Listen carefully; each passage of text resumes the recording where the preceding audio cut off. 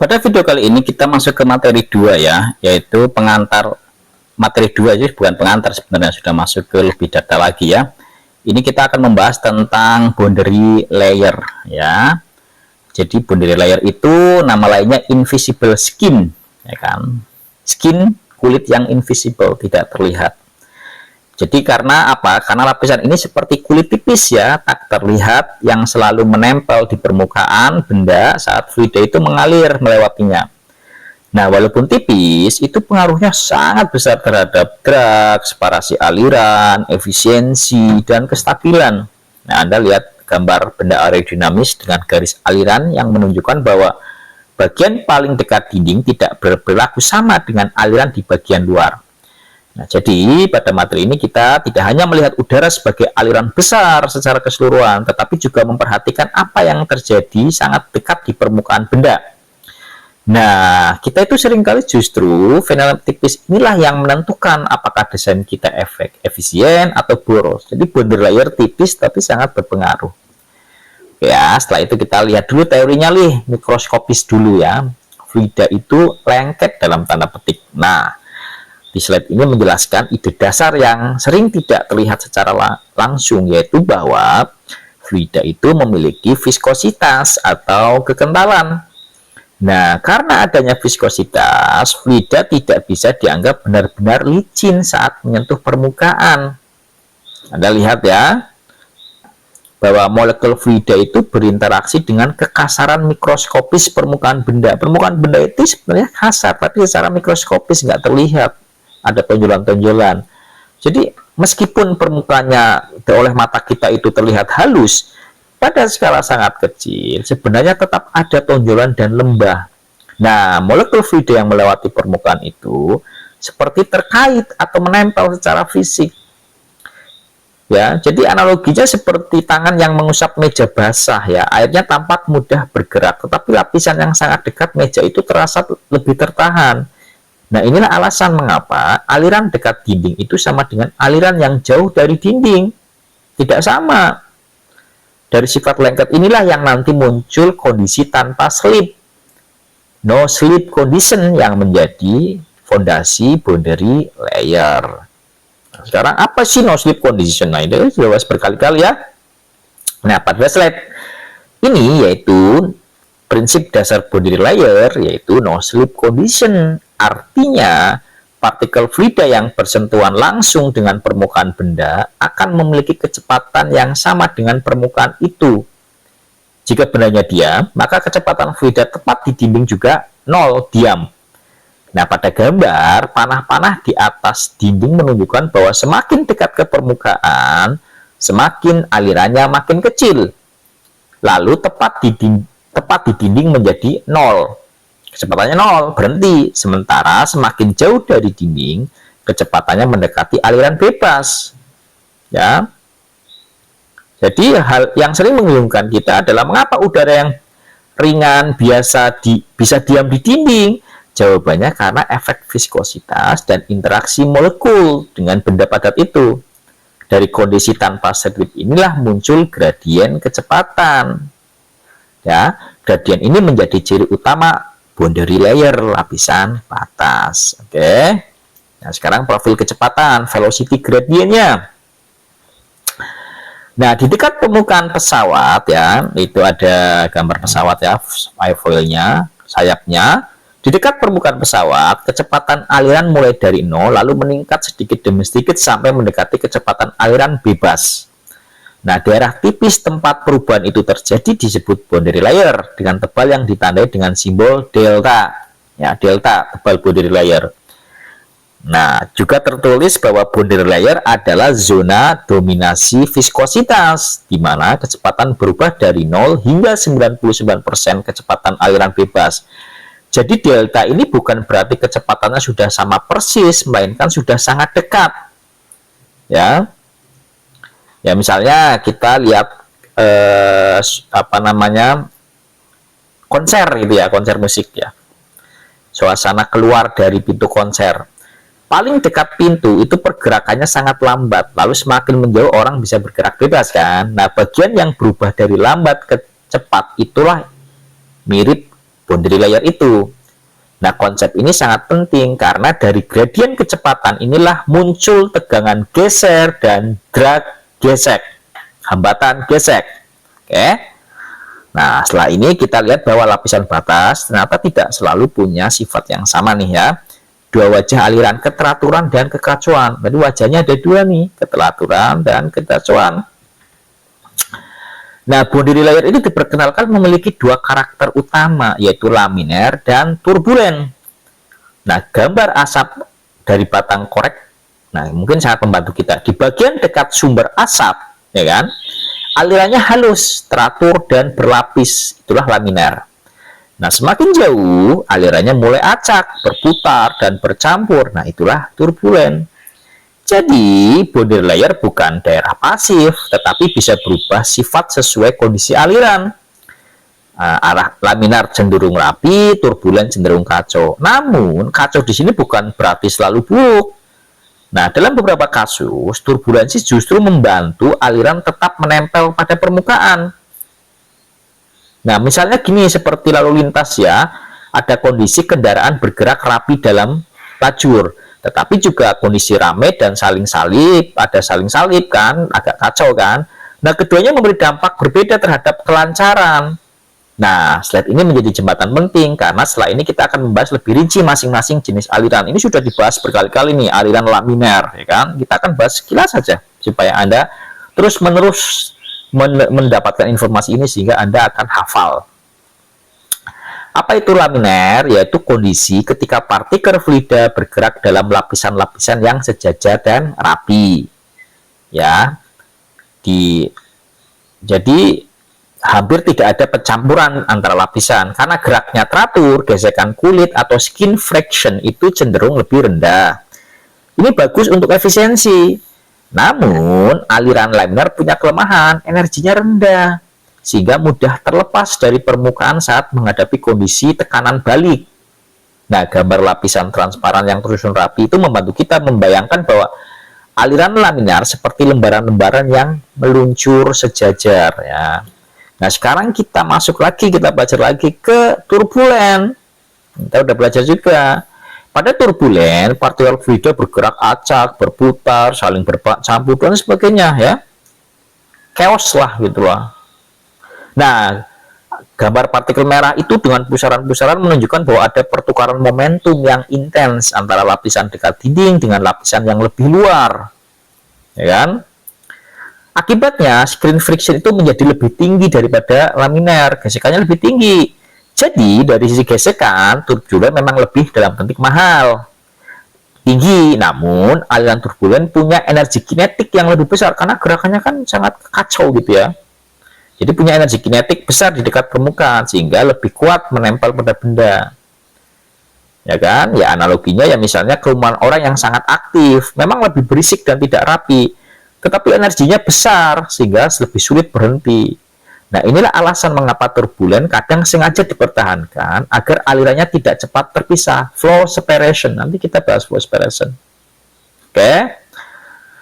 Nah, sekarang apa yang ya ini Reynolds number yang menentukan ya apa itu laminar atau itu turbulen ya, itu udah paham juga ya. Bilangan Reynolds EERE sebagai parameter tak berdimensi yang membantu kita memprediksi jenis alirannya.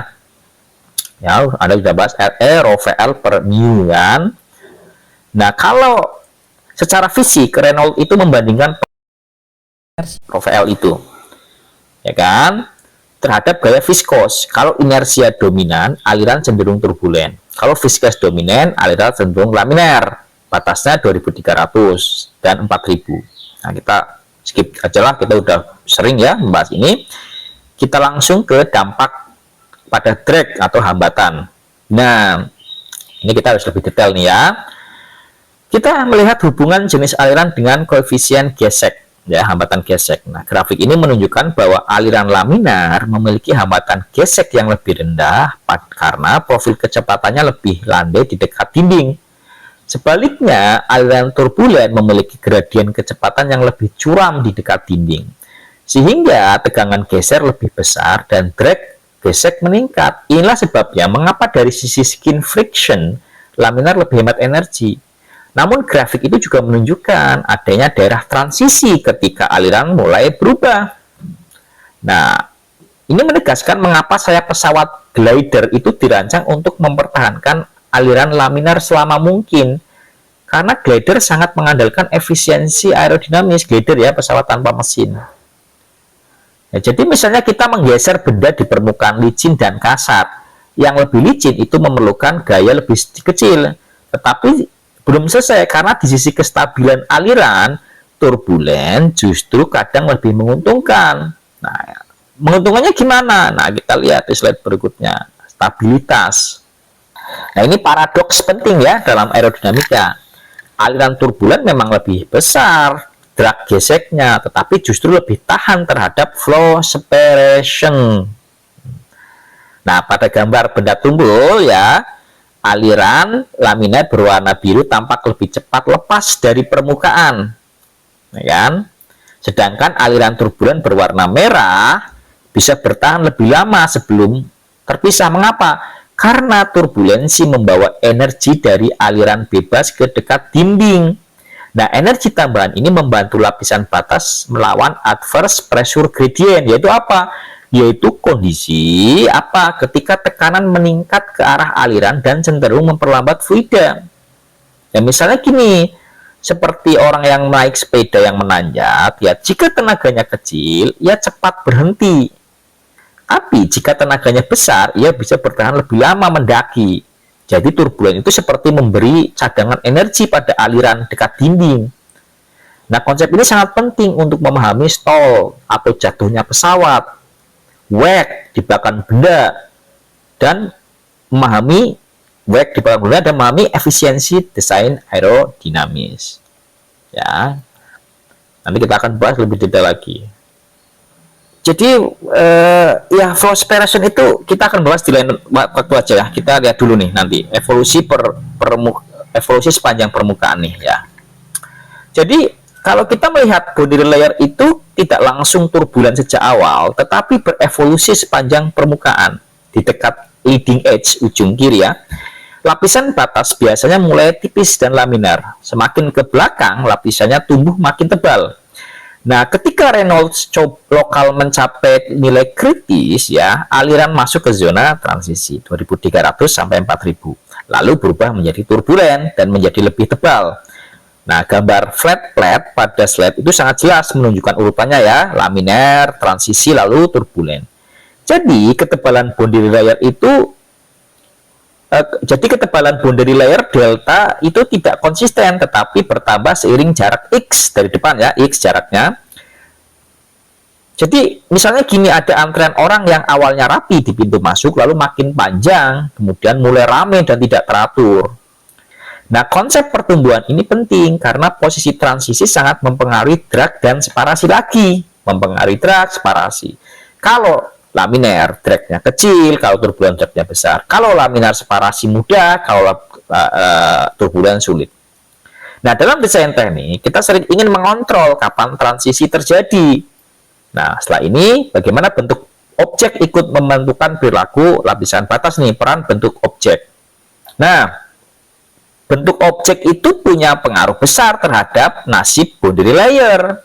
Pada gambar atas, benda ramping atau streamline itu membuat gradien tekanan berubah lebih halus, sehingga aliran dapat tetap menempel lebih lama dan separasi berkurang. Nah, pada gambar bawah, benda tumpul membuat fluida menghadapi kenaikan tekanan secara mendadak di bagian belakang, sehingga lapisan batas lelah dan terlepas dan membentuk yang namanya wake besar. Nah, wake inilah yang sering menyebabkan pressure drag tinggi. Nah, jadi misalnya ada orang yang berlari di jalan yang menanjak perlahan dibandingkan menabrak tembok di tanjakan curam. Nah, tanjakan perlahan masih bisa dilalui, sedangkan yang mendadak membuat cepat berhenti. Jadi, desain bentuk bukan semata soal estetika, tetapi strategi untuk mengatur tekanan dan mencegah separasi. Inilah sebabnya mobil, pesawat, dan kereta cepat dibuat seramping mungkin. Nah, berikutnya kita lihat nih pada studi kasus bola golf ya. Mengapa bola golf justru diberi cekungan atau diimples namanya, ada cekungan-cekungannya. Secara umum, kekasaran permukaan memang meningkatkan gesekan, tetapi pada benda tumpul seperti bola, kekasaran kecil dapat memicu transisi ke turbulen itu lebih awal, biar turbulennya lebih cepat. Akibatnya, boundary layer turbulen itu menjadi lebih kuat menempel pada permukaan dan separasinya tertunda. Hasil akhirnya apa? Wake di belakang bola mengecil, ya, dan pressure drag-nya turun drastis. Karena itu, bola golf yang di dimple itu ya, di cekungan icun, itu bisa melaju lebih jauh daripada bola halus. Ya, lucu kan? Jadi seperti itu akibatnya. Nah, Anda lihat gambar perbandingan di slide memperlihatkan bahwa bola halus meninggalkan wake lebih besar, sedangkan bola golf memiliki wake lebih kecil. Jadi, analoginya seperti kita memberi sedikit energi tambahan pada aliran agar tidak lepas. Nah, ini contoh penting bahwa aerodinamika dan permukaan kasar itu tidak selalu buruk. Kadang kekasaran yang dirancang dengan tepat itu akan meningkatkan performa. Nah, sekarang slide berikutnya menunjukkan penerapan ide pada teknologi nyata ya, vortex generator. Nah, kita melihat salah satu teknologi praktis dalam aerodinamika yaitu vortex generator. Ini adalah sirip-sirip kecil yang dipasang di permukaan sayap atau bodi ya. Anda bisa lihat di pesawat terbang ya, untuk membentuk pusaran kecil yang terkontrol. Tujuannya bukan membuat aliran kacau tanpa arah, tetapi menyuntikkan energi ke boundary layer yang mulai melemah. Nah, dengan energi tambahan itu, aliran bisa tetap menempel lebih lama pada permukaan dan separasinya akan tertunda. Nah, dijelaskan juga bahwa ini penting untuk mencegah stall, yaitu kehilangan daya angkat jatuh.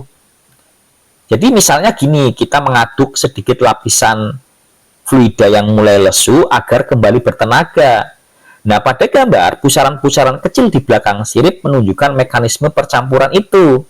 Jadi, dalam teknik, turbulensi kadang tidak dihindari, tetapi justru direkayasa secara cerdas. Tapi jangan kebablasan juga ya, karena akan merugikan juga.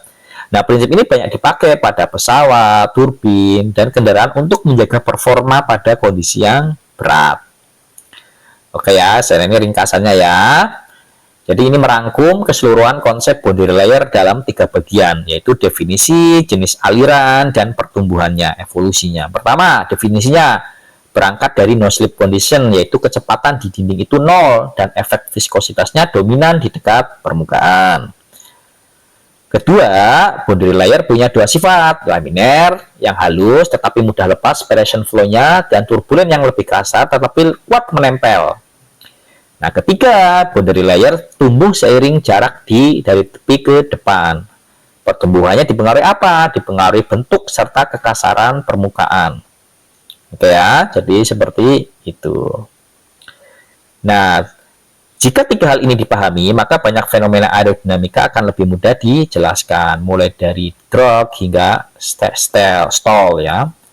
Jadi, slide selanjutnya, menguasai aliran itu menguasai efisiensi. Pada prinsipnya seperti itu. Ya, jadi pesan utamanya adalah bahwa memahami boundary layer itu bukan hanya teori ya, tetapi kunci rekayasa. Ada gambar pesawat modern menegaskan bahwa performa sistem transportasi itu sangat dipengaruhi oleh bagaimana aliran berinteraksi dengan permukaan. Jika boundary layer bisa dikendalikan, maka drag dapat dikurangi, separasi dapat ditunda, dan efisiensi meningkat. Nah, ini berarti kendaraan bisa lebih hemat energi, lebih stabil, dan lebih cepat. Nah, dalam konteks teknik mesin, memahami boundary layer itu relevan pada turbin, pipa, kendaraan darat, atau sistem pendingin, hingga alat-alat energi masa depan. Ya, jadi, nah sedikit saja menambahkan, kenapa sih kita bicara separation flow itu perlu ditunda saat terlepas dari permukaan boundary layer itu? Karena apa? Nah, sekarang ini, apa itu flow separation dulu ya? Nanti saya jelaskan di gambar. Flow separation itu terjadi ketika aliran yang tadinya menempel pada permukaan benda menjadi tidak mampu lagi mengikuti kontur permukaannya, lalu lepas membentuk daerah pusaran di belakangnya. Mengapa harus ditunda? Karena selama aliran masih menempel, distribusi tekanan di permukaan benda itu masih lebih rapi dan terkendali. Kalau aliran terlepas terlalu cepat, muncul banyak kerugian. Apa ruginya? Drag-nya itu naik besar. Nah, saat separation terjadi, di belakang benda itu terbentuk wake. ya, atau daerah pusaran besar. Nah, daerah ini tekanannya rendah, sehingga beda tekanan depan dan belakang makin besar. Akibatnya apa? Pressure drag meningkat. Ya, analoginya seperti ada kantong hampa di belakang benda yang menarik benda ke belakang, pressure drag. Akibatnya apalagi selain drag naik besar, liftnya bisa turun. Pada sayap pesawat atau airfoil, ya, separasan itu membuat pola tekanan yang semula menghasilkan gaya angkat itu menjadi rusak. Akibatnya apa? Liftnya menurun. Kalau separasan parah, terjadi stall atau jatuh. Itu kedua, satu drag, kedua lift, ketiga stabilitas menurun. Aliran yang terpisah itu biasanya penuh pusaran dan fluktuasi. Nah, ini membuat gaya pada benda jadi tidak stabil. Pada mobil bisa mengurangi kestabilan, pada pesawat menimbulkan getaran, buffering, dan kontrol yang buruk. Kemudian energi terbuang akibat flow separation. Pusaran-pusaran di daerah separasan itu berarti energi aliran tidak lagi dipakai secara berguna, tetapi habis menjadi gerakan acak dan akhirnya panas. Jadi sistem kurang efisien. Kemudian yang kelima, menimbulkan kebisingan dan getaran naik. Wake turbulen yang dihasilkan dari flow separation itu menghasilkan suara dan vibrasi. Pada kendaraan, drone, kipas, turbin ini sangat merugikan. Jadi itu tentang flow separation sebagai tambahan saja ya. Terima kasih.